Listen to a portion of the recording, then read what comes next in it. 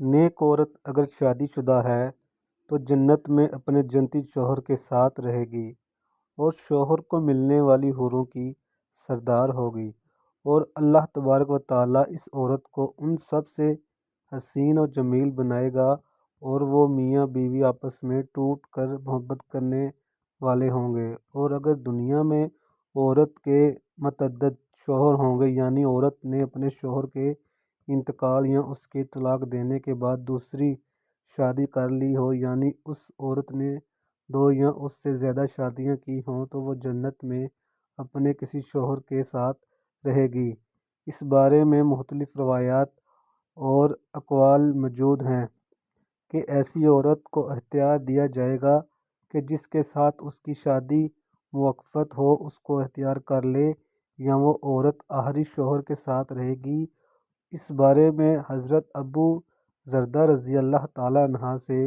مروی ہے کہ آپ صلی اللہ علیہ وآلہ وسلم نے فرمایا، عورت کو اس کا آخری شوہر ملے گا۔ اسی طرح ایک اور مقام پر بیان ہوا کہ عورت اس شوہر کے ساتھ رہے گی جس نے دنیا میں اس کے ساتھ اچھے اخلاق کا برتاؤ کیا ہوگا، اور وہ شوہر جس نے عورت پر ظلم کیا ہوگا، اس کو تنگ کیا ہوگا، وہ اس عورت سے محروم رہے گا۔ حضرت ام سلمہ رضی اللہ تعالیٰ عنہا کی ایک اور روایت میں ہے کہ انہوں نے آپ صلی اللہ علیہ وآلہ وسلم سے پوچھا، کسی کے 2 شوہر ہوں تو جنت میں کس کے ساتھ رہیں گی؟ تو آپ صلی اللہ علیہ وآلہ وسلم نے فرمایا، ایسے اختیار دیا جائے گا کہ وہ کسی بھی شوہر کے ساتھ رہ سکتی ہے۔ فرمایا،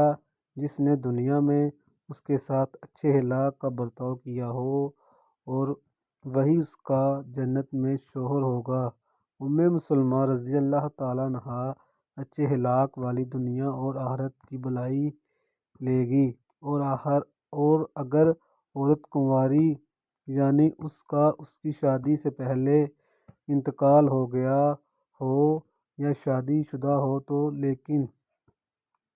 اس کا شوہر جنتی نہ ہو، تو جنت میں جس مرد کو بھی وہ پسند کرے گی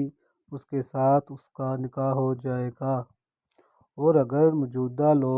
لوگوں میں کسی کو بھی پسند نہ کرے تو اللہ تبارک و تعالیٰ اس کے لیے ایک مرد جنتی پیدا فرمائیں گے۔ ویورز، اگر آپ کو ہماری کہانی اور معلومات اچھی لگی ہو تو آپ ہمارے چینل کو سبسکرائب کر دیں اور بیل آئیکن کا بٹن دبا دیں۔ شکریہ۔